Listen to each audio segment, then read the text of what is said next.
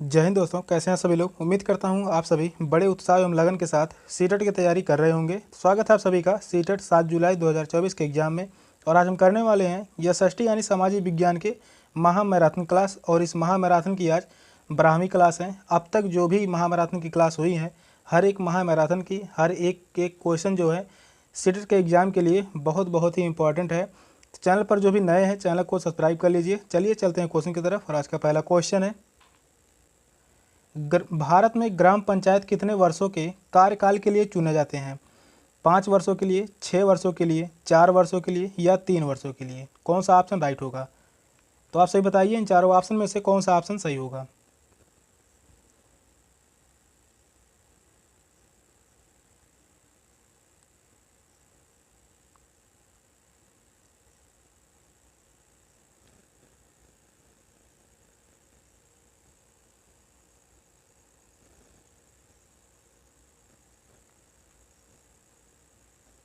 तो भारत में ग्राम पंचायत कितने वर्षों के कार्यकाल के लिए चुने जाते हैं? तो वह है 5 वर्षों के लिए। तो इस क्वेश्चन का राइट आंसर होगा ऑप्शन ए, फर्स्ट ऑप्शन राइट होगा। 5 वर्षों के लिए ग्राम पंचायत यानी प्रधान चुने जाते हैं। इसका कार्यकाल 5 वर्ष निर्धारित किया गया है। पंचायत के भंग होने पर 6 माह के अंदर निर्वाचित होंगे। राज्य की संचित निधि से इन संस्थाओं और अनुदान देने की व्यवस्था की गई है। तो इस क्वेश्चन का राइट आंसर होगा ऑप्शन ए। नेक्स्ट क्वेश्चन है,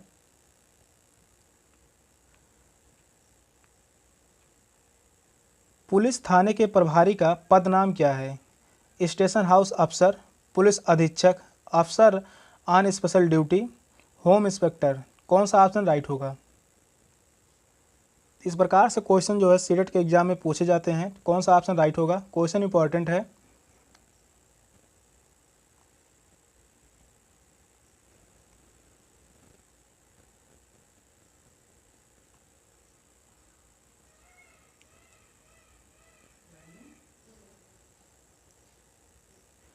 क्वेश्चन कह रहा है पुलिस थाने के प्रभारी का पदनाम क्या है? तो वह है स्टेशन हाउस अफसर। तो इस क्वेश्चन का राइट आंसर होगा ऑप्शन ए, स्टेशन हाउस अफसर। फर्स्ट ऑप्शन जो है राइट है। पुलिस थाने के प्रभारी का पदनाम स्टेशन हाउस अफसर है और इसका रैंक जो है वह इंस्पेक्टर का होता है। इसका रैंक जो है वह किसका होता है? इंस्पेक्टर का होता है। तो इस क्वेश्चन का राइट आंसर होगा ऑप्शन ए। अगला क्वेश्चन है,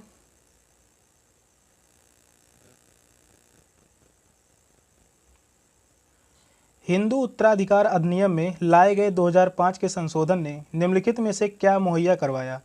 अल्पसंख्यक समुदायों का धार्मिक विद्यालय खोलने का अधिकार, महिलाओं का पारिवारिक संपत्ति में बराबर हिस्सेदारी का अधिकार, हिंदू समुदाय का विवाह संबंधित विशिष्ट कानून का अधिकार, पुरुषों का तलाक के बाद मुआवजा देने की जिम्मेदारी से सुरक्षा का अधिकार? कौन सा ऑप्शन सही होगा? तो आप सही बताइए, इन चारों ऑप्शन में से कौन सा ऑप्शन राइट होगा?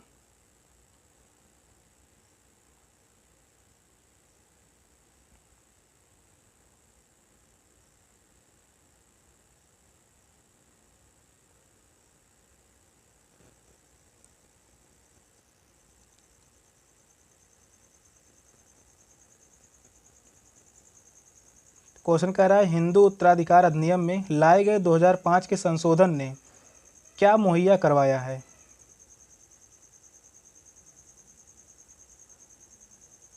तो वह होगा महिलाओं का पारिवारिक संपत्ति में बराबर हिस्सेदारी का अधिकार। तो इस क्वेश्चन का राइट आंसर होगा ऑप्शन बी, महिलाओं का पारिवारिक संपत्ति में बराबर हिस्सेदारी का अधिकार। हिंदू उत्तराधिकार अधिनियम 1956 में पारित हुआ था। कब पारित हुआ था हिंदू उत्तराधिकार अधिनियम जो है? यह 1956 में ही पारित हुआ था। इस अधिनियम में वर्ष 2005 में संशोधन लाया गया। इस संशोधन के माध्यम से महिलाओं का पारिवारिक संपत्ति में बराबर हिस्सेदारी का अधिकार को सुनिश्चित किया गया। तो इस क्वेश्चन का राइट आंसर होगा ऑप्शन बी। नेक्स्ट क्वेश्चन है, भारतीय संविधान की व्याख्या का अंतिम अर्थ निर्णायक किसे माना जाता है? भारत के राष्ट्रपति को, संसद को, न्यायपालिका को या अटॉर्नी जनरल को? कौन सा ऑप्शन सही होगा? तो अपने अपने हिसाब से बताइए, इन चारों ऑप्शन में से कौन सा ऑप्शन सही होगा?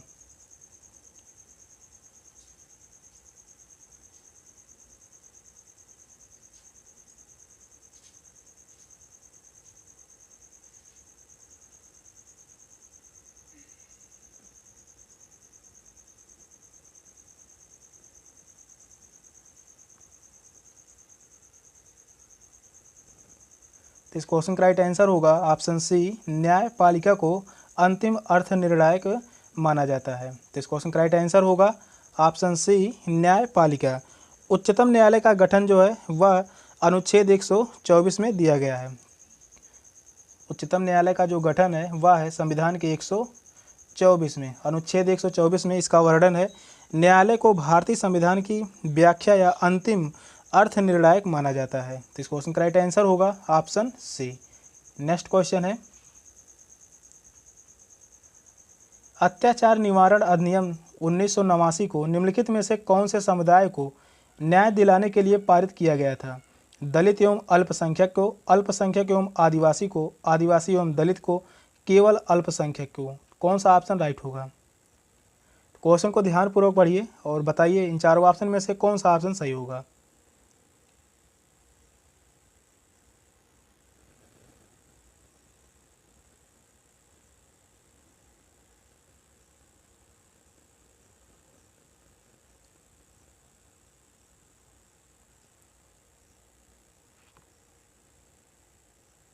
तो अत्याचार निवारण अधिनियम 1989 को कौन से समुदाय को न्याय दिलाने के लिए पारित किया गया था? तो वह किया गया था आदिवासी एवं दलित समुदाय के लोगों को। तो इस क्वेश्चन का राइट आंसर होगा ऑप्शन सी, आदिवासी एवं दलित समुदाय के लोगों को यह जो है अधिनियम पारित किया गया था। इसका उद्देश्य SC ST वर्ग के लोगों के साथ अन्य वर्गों द्वारा किए जाने वाले भेदभाव और अत्याचार को रोकना है। इसका उल्लंघन करने पर सख्त सजा का प्रावधान है। तो इस क्वेश्चन का राइट आंसर होगा ऑप्शन सी। अगला क्वेश्चन है, ऐसी राजनीतिक व्यवस्था जिसमें एक से ज़्यादा स्तर की सरकारें हों उसे डैश कहा जा सकता है? धर्मनिरपेक्ष, उदारवादी, गणतंत्रात्मक, संघवाद। कौन सा ऑप्शन सही होगा? तो बताइए आप सभी इन चारों ऑप्शन में से कौन सा ऑप्शन राइट होगा।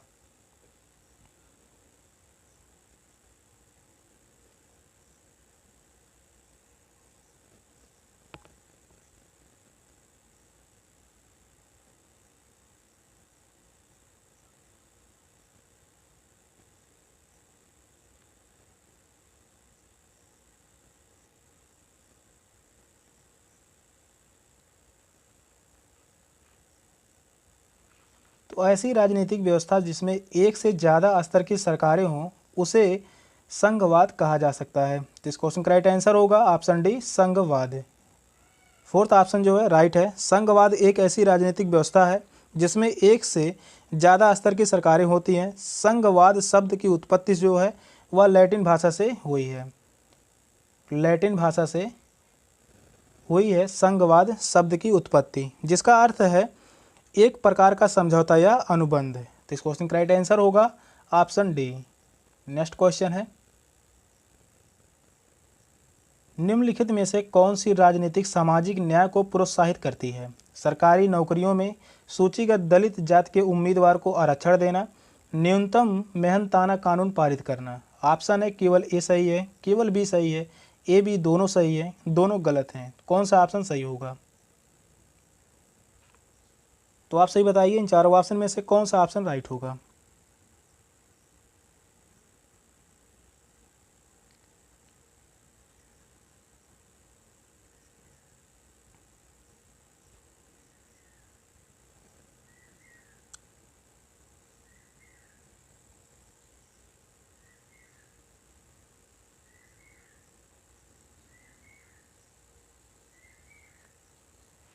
सरकारी नौकरियों में सूचीगत दलित जाति के उम्मीदवार को आरक्षण देना, यह बात सही है। न्यूनतम मेहनताना कानून पारित करना, यह भी कथन जो है सही है। दोनों सही हैं। तो इस क्वेश्चन का राइट आंसर होगा ऑप्शन सी, ए और बी दोनों सही हैं। तो इस क्वेश्चन का राइट आंसर है ऑप्शन सी।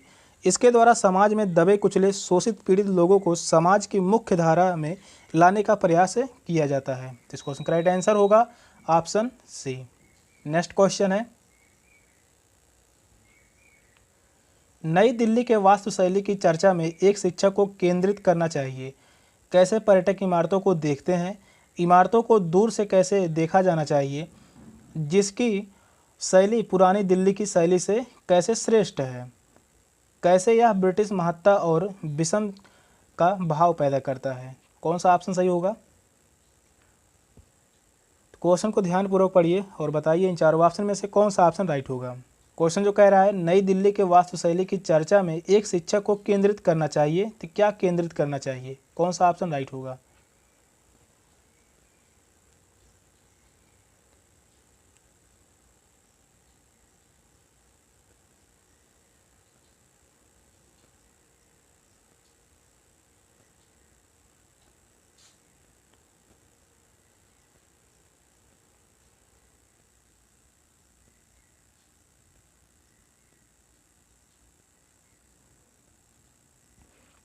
तो इस क्वेश्चन का राइट आंसर होगा ऑप्शन डी, कैसे यह ब्रिटिश महत्ता और विषम का भाव पैदा करता है। तो इस क्वेश्चन का राइट आंसर होगा, इस पर जो है शिक्षक को केंद्रित करना चाहिए कि कैसे यह ब्रिटिश महत्ता और विषम का भाव पैदा करता है। तो इस क्वेश्चन का राइट आंसर होगा ऑप्शन डी। नेक्स्ट क्वेश्चन है,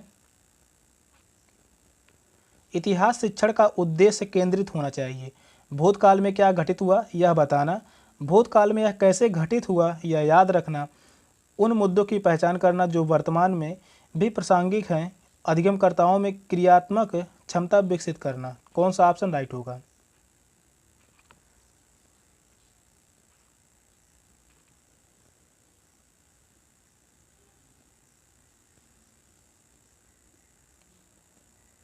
क्वेश्चन कह रहा है इतिहास शिक्षण का उद्देश्य केंद्रित होना चाहिए।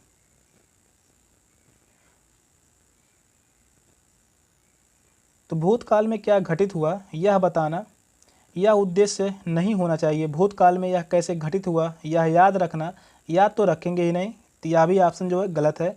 उन मुद्दों की पहचान करना जो वर्तमान में भी प्रासंगिक है, यह भी गलत है। अधिगमकर्ताओं में क्रियात्मक क्षमता विकसित करना, यह बात सही है। तो इस क्वेश्चन का राइट आंसर होगा ऑप्शन डी, अधिगमकर्ताओं में क्रियात्मक क्षमता विकसित करना। तो इस क्वेश्चन का राइट आंसर होगा ऑप्शन डी। नेक्स्ट क्वेश्चन है,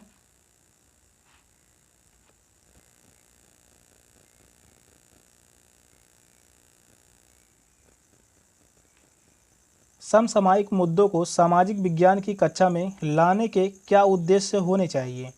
देश से जुड़े मुद्दों के प्रति रुचि को बढ़ावा देना, विश्लेषण और आलोचनात्मक मूल्यांकन करने का कौशल विकसित करना, सनसनीखेज खबर मुहैया कराकर विषय के प्रति रुचि पैदा करना, विद्यालय परिषद के अधिगम और विद्यालय के बाहर की दुनिया को जोड़ने में अधिगमकर्ताओं की मदद करना। कौन सा ऑप्शन राइट होगा। नीचे दिया गया सही विकल्प का चयन करें। ऑप्शन है ए बी सी सही हैं, ए बी डी सही हैं, ए सी डी सही हैं, बी सी डी सही हैं। कौन सा ऑप्शन राइट होगा। क्वेश्चन को बड़े ही ध्यानपूर्वक पढ़िए और बताइए इन चारों ऑप्शन में से कौन सा ऑप्शन राइट होगा।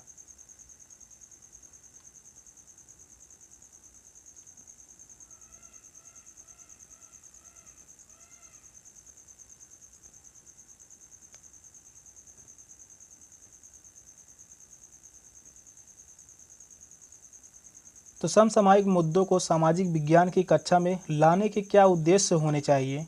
देश से जुड़े मुद्दों के प्रति रुचि को बढ़ावा देना, यह बात सही है। विश्लेषण और आलोचनात्मक मूल्यांकन करने का कौशल विकसित करना, यह भी सही होगा। सनसनीखेज खबर मुहैया कराकर विषय के प्रति रुचि पैदा करना, यह बात जो है गलत है। और विद्यालय परिषद के अधिगम और विद्यालय के बाहर की दुनिया को जोड़ने में अधिगमकर्ताओं की मदद करना, यह भी सही होगा। ए बी और डी सही है। किस ऑप्शन में है, तो वह है ऑप्शन बी में।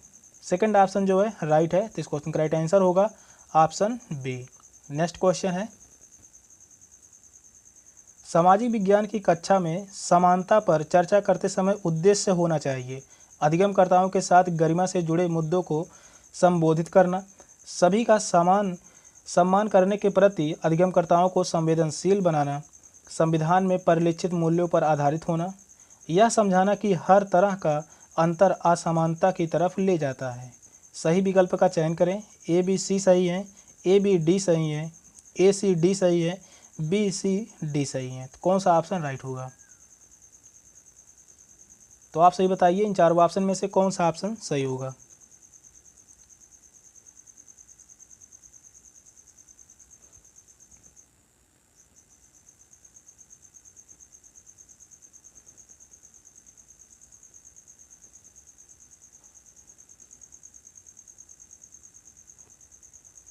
सामाजिक विज्ञान की कक्षा में समानता पर चर्चा करते समय उद्देश्य होना चाहिए अधिगमकर्ताओं के साथ गरिमा से जुड़े मुद्दों को संबोधित करना।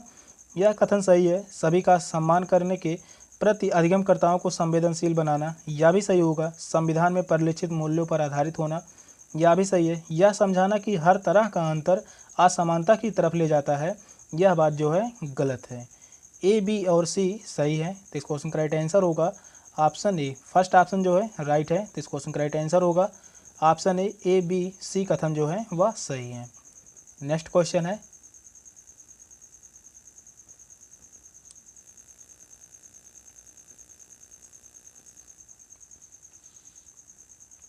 कक्षा और समाज में व्याप्त विविधता को संबोधित करने के लिए सामाजिक विज्ञान के शिक्षक को चाहिए कि विभिन्न संस्कृतियों से जुड़े उदाहरणों को कक्षा की चर्चा में शामिल करें।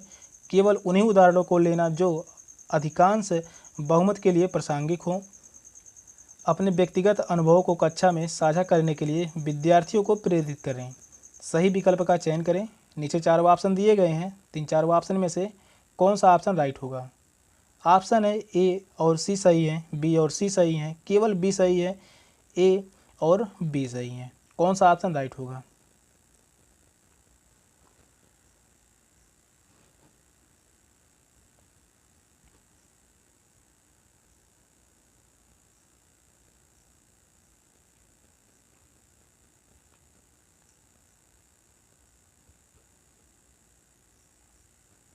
क्वेश्चन कह रहा है कक्षा और समाज में व्याप्त विविधता को संबोधित करने के लिए सामाजिक विज्ञान के शिक्षक को क्या करना चाहिए? तो विभिन्न संस्कृतियों से जुड़े उदाहरणों को कक्षा की चर्चा में शामिल करें। यह बात जो है सही है। विभिन्न संस्कृतियों से जुड़े उदाहरणों को कक्षा की चर्चा में शामिल करें। पहला कथन जो है वह सही है। केवल उन्हीं उदाहरणों को लेना जो अधिकांश बहुमत के लिए प्रासंगिक हों। तो यह बात जो है गलत है। अपने व्यक्तिगत अनुभव को कक्षा में साझा करने के लिए विद्यार्थियों को प्रेरित करें। यह भी जो है सही होगा। ए और सी सही है। तो इस क्वेश्चन का राइट आंसर होगा ऑप्शन ए। फर्स्ट ऑप्शन जो है राइट है। तो इस क्वेश्चन का राइट आंसर होगा ऑप्शन ए। नेक्स्ट क्वेश्चन है,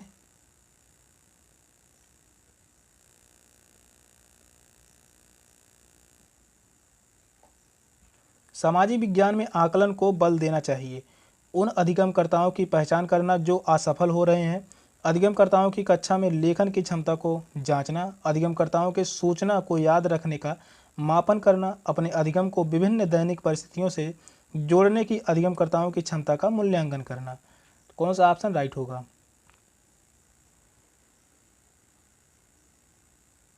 क्वेश्चन काफ़ी इंपॉर्टेंट है, तो आप सही बताइए इन चारों ऑप्शन में से कौन सा ऑप्शन सही होगा।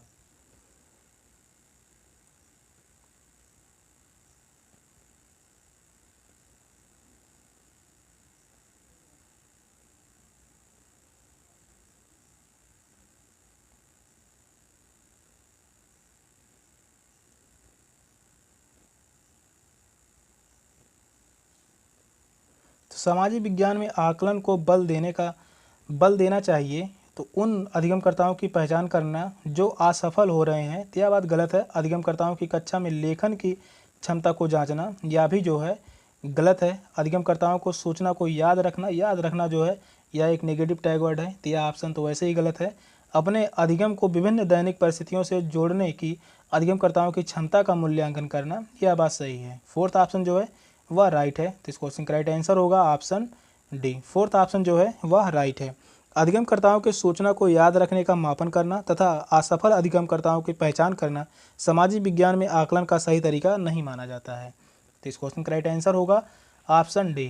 नेक्स्ट क्वेश्चन है, द्वितीयक स्रोत का उदाहरण है C.A. बेली द्वारा लिखित an illustrated history of modern India, James Mill द्वारा लिखित a history of British India, Bharat का संविधान, अविंद्रनाथ टैगोर की पेंटिंग। कौन सा ऑप्शन राइट होगा? तो आप से बताइए इन चारों ऑप्शन में से कौन सा ऑप्शन राइट होगा। द्वितीयक स्रोत का उदाहरण कौन सा है?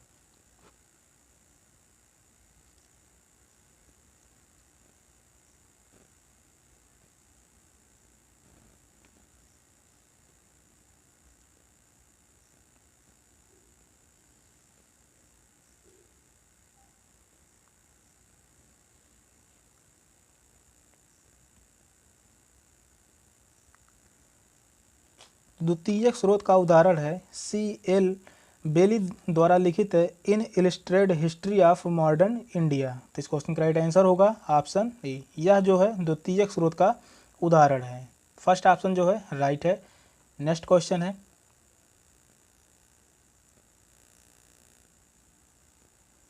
औपनिवेशिक भारत में स्त्री शिक्षा पर चर्चा करने के लिए विद्यार्थी निम्न आत्मकथाओं में से किसको संदर्भित कर सकते हैं? ताराबाई शिंदे कृत स्त्री पुरुष तुलना, रास सुंदरी देवी कृत आमार जीवान, रुकैया सखावत हुसैन कृत सुल्तान का स्वप्न, सतनार कृत मणि मेकलई।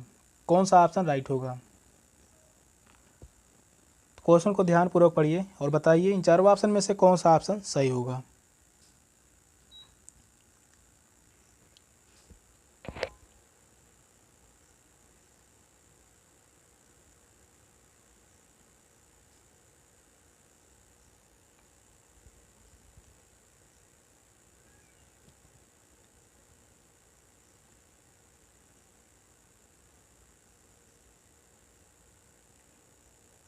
क्वेश्चन कह रहा है औपनिवेशिक भारत में स्त्री शिक्षा पर चर्चा करने के लिए विद्यार्थी निम्न आत्मकथाओं में से किसको संदर्भित कर सकते हैं?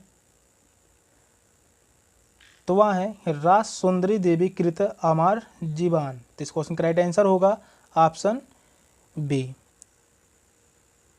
रास सुंदरी देवी प्रथम भारतीय महिला थीं जिन्होंने अपने जीवन पर आत्मकथा लिखी। जिन्होंने अपने जीवन पर आत्मकथा लिखी थी।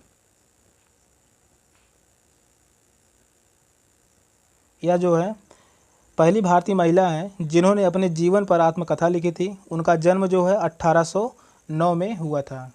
रास सुंदरी देवी जी का जन्म कब हुआ था? 1809 में। 1809 में इनका जन्म हुआ था। पश्चिम बंगाल के पवना गांव में हुआ था। कहाँ पर? पश्चिम बंगाल के पवना नामक गांव में हुआ था। तो इस क्वेश्चन का राइट आंसर होगा ऑप्शन बी, रास सुंदरी देवी कृत आमार जीवान। सेशन का लास्ट क्वेश्चन था। क्वेश्चन कैसे लगे कमेंट में जरूर बताइएगा। चैनल पर नए हैं तो चैनल को सब्सक्राइब कर लीजिए। मिलते फिर अगली क्लास में, तब तक के लिए बाय बाय, टेक केयर, जय हिंद।